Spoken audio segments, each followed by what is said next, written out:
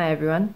So I've received a request to give support on a particular point, and the background of this point is that this individual has been to university in the past. However, during those years they were as yet undiagnosed with a mental illness, and partly because of that mental illness and it not being treated, and partly because of not applying themselves, they failed the university course or courses more than once. They've now been diagnosed and they're under treatment and things are going well. So this person is now looking at going back to university now that they are in a stable position within themselves and are in the process of developing a good relationship with themselves.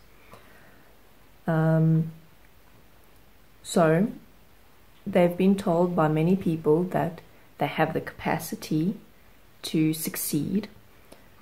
However, the challenges that they've faced is not feeling motivated enough to spend enough time working through the course material and studying and things like that, in a nutshell. So, from their perspective, they mentioned that maybe they should become obsessed with the university courses, meaning give all of their spare time to studying and basically just make their life revolve around that for the duration of the course. And okay, that is one way to go about it. However, what tends to happen when we do things like that is that we get things like burnout. We get things where we become demotivated, because usually when you start off with that kind of approach, you're doing it because you're feeling very motivated at the beginning, and then as the motivation goes down, so also does the application, so also does the commitment. And also what happens is, as you get tired of it, you start to resent it, you get tired of it, you start telling yourself, you know what, I actually don't really need to spend so much time doing it, I'll be fine, I'm just gonna relax for a little bit, I deserve it. So that is one potential path that it can take. I'm not saying that that is the path that everyone is gonna walk if they decide to focus all of their attention and spare time on studying or reaching a particular goal. However, that is the more common path that ends up being traveled. So you can test it. If you want to test it, make sure that your starting point is not based on that energetic motivation where it's like, where you have to psych yourself up and say, yeah, I can do this, I'm going to do it, I'm so motivated. That can't be the driving force, because that inevitably just kind of sizzles out, or fizzles out rather. So if you're going to be doing it in that obsessive type of way, then make sure that your starting point is more along the lines of, you understand why you're doing it, you're committed to that reason why you're doing this, you understand what it's required, you understand what you need to do, you understand why you need to do it again, and within that commitment and that understanding, and also there's a degree of foresight of predicting how you'll manage dealing with that kind of lifestyle, because it is quite stressful and more for some people than for others. So if you're a person who easily gets stressed when you feel pressured or under pressure, then this might also not be the best path for you, because it is quite a pressurized kind of lifestyle. So if you can lay it all out in front of you and say, okay, I can do this. I know why I'm doing it. I know it's only temporary until I pass the and get my degree or whatever you want to do. And if you can plan it out and approach it in a practical way, then chances of your approach being successful are higher. And obviously that's going to end up being up to you. Are you following through on your commitment? Have you actually committed yourself to something that you can do? Do you actually have the time to commit that kind of lifestyle to studying, for example? Do you have the resources to be able to do that? All of these different factors. If you prepare yourself effectively, then that's a form of supporting yourself to have the best possible start. It's up to you to follow through to the end. So, yes, that is one way to approach it. How I approach studying, I did study and get my bachelor degree in psychology through a correspondence university, the University of South Africa.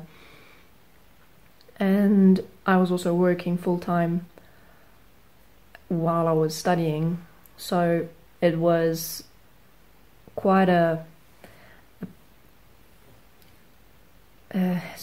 not stressful, but it was a challenging period because I was juggling my already full plate with now tertiary education.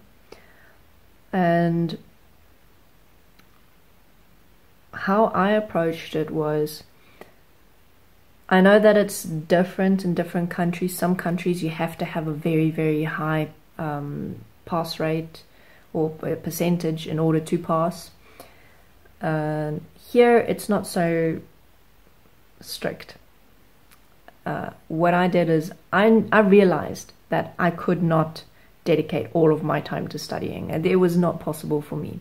So I figured out what types of approaches to studying worked for me, what was effective for me, and I focused on when I had the time within the goals that I had set, because yes, I find that setting goals for me is quite helpful, or having a set time every day where I will do something, a schedule, scheduling my life works for me. So I would schedule, okay, this time every day I need to look at one of my books. I know that this is when all my assignments are due. I know that this is the kind of workload for each subject. So I know I need to give more attention to those subjects. These other ones don't really need that much. So I'd kind of plan out in that way how to approach it and how much time each subject needed, and when I needed to reach certain mileposts in terms of having assignments submitted and being prepared for exams. And sometimes, yes, if I had a busy week, then I'd realize I have an assignment due tomorrow. I haven't done it yet. I better do it right now. And, you know, sure, there were moments like that. And sure, there were exams that I walked into that I was not sure about at all. However, I managed to get through all 3 years with more than half of the subjects I passed with distinction. Sure, that might speak more to the quality of education of the South African university. However, I found an approach that worked for me, and I would have liked to have gotten 100% for everything, but it wasn't going to be happening. So I took what I had, I took the time that I had to work with, I planned it out, I went through the material in a way that I knew would work for me, in a way that I can effectively absorb the information And when I needed help, I got help. When I did my high school, my matric year, that was also through correspondence school, and there were a couple subjects that I was really struggling with, and I ended up actually getting a tutor to help me because I could not keep up with the syllabus because I'd skipped a year of school. So that too, I ended up passing, not very well though. In any case, that is my advice. Find what works for you. Plan it out in a practical way. Try and predict how well you manage with certain things. And don't work with the ideal version of yourself where you've already reached the point of being incredibly disciplined and all of that, and envision yourself being that already. Work with where and who you are now. If you know that discipline is a challenge for you, then focus on ways that you can improve your discipline and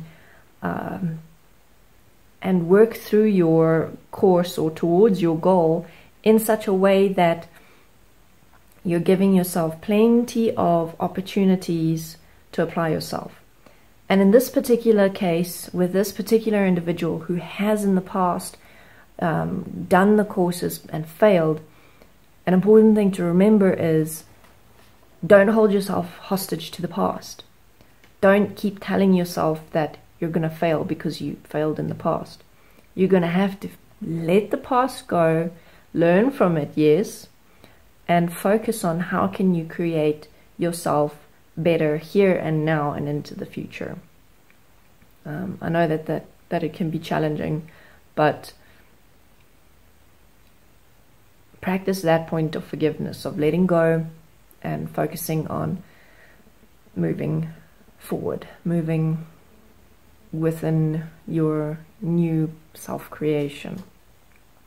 And that is about all I wanted to cover in this video. So if there are any aspects that I did not cover, or if you have any questions, then you can send a direct message or leave a comment. If you would like to support me, you can do so on Patreon or on Steemit, which is like a social network with its own cryptocurrency. And that's it. Thank you for watching. I'll see you next time.